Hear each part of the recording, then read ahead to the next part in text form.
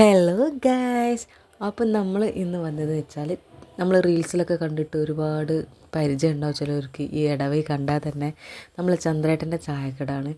ഞാനും ഇതേപോലെ കണ്ടിട്ടുണ്ട്. അപ്പോൾ എനിക്കൊരു ഓട്ടം കിട്ടി. കാരണം നമ്മൾ എൻ്റെ ഓട്ടോയിൽ കയറുന്ന ഓരോ ആൾക്കാരും ഓരോ ദിവസവും ഓരോ ആൾക്കാരും വ്യത്യസ്തമായിട്ടുള്ള ആൾക്കാരാണ്.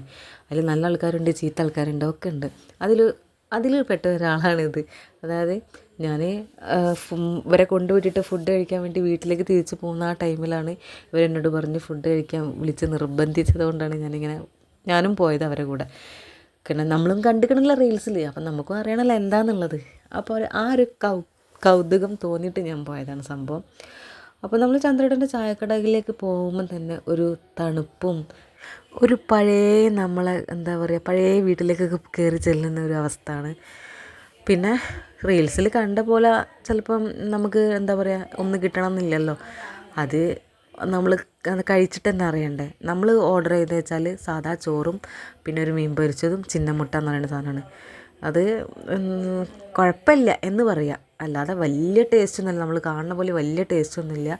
പിന്നെ ഓരോരുത്തർക്കും ഓരോ ടേസ്റ്റാണ്. അപ്പം നിങ്ങളും വന്ന് കഴിച്ച് നോക്കുക. അപ്പോൾ ഓക്കെ, ബൈ.